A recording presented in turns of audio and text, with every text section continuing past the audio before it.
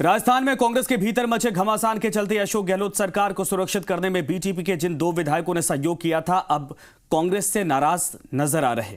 पंचायत चुनाव में नाराजगी के चलते बीटीपी के विधायक रामप्रसाद ने कांग्रेस सरकार से समर्थन वापसी का ऐलान किया।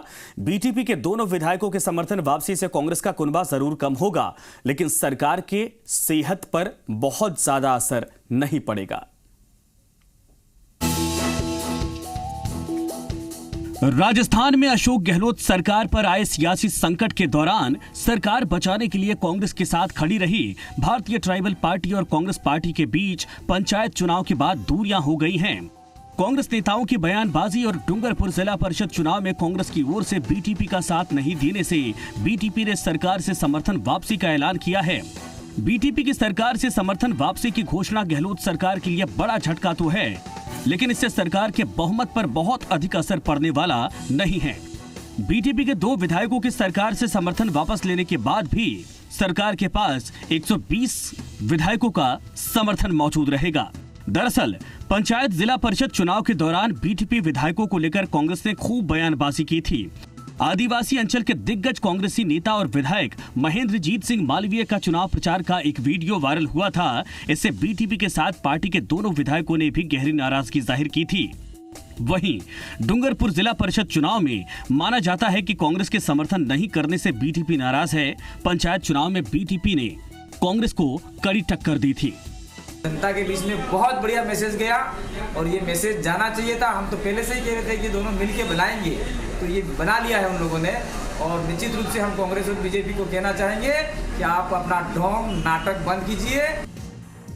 बीटीपी ने विधानसभा चुनाव में सागवाड़ा और डूंगरपुर की 84 विधानसभा सीट पर कब्जा जमाया था। माना जा रहा है बीटीपी की नजर बांसवाड़ा, बागीदौरा, खैरवाड़ा और डूंगरपुर जैसी आदिवासी बाहुल्य सीटों पर है। ये सीटें फिलहाल कांग्रेस के पास है। राजनीति के जानकार मानते हैं कि आदिवासी अंचल में कांग्रेस और बीजेपी दोनों का वोट बैंक आदिवासी ही है। ऐसे में लंबे समय तक दोनों दलों का साथ चलना मुमकिन नहीं था।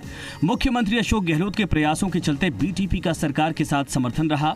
अशोक गहलोत सरकार के प्रयासों से उस क्षेत्र में कई विकास के कार्य भी करवाए गए, लेकिन अंततः चुनाव के समय दोनों दलों के नेताओं की आपसी बयानबाजी और एक दूसरे के प्रति अविश्वास ने इस गठबंधन को खत्म कर दिया है। सुशांत पारिक, जी मीडिया, जयपुर।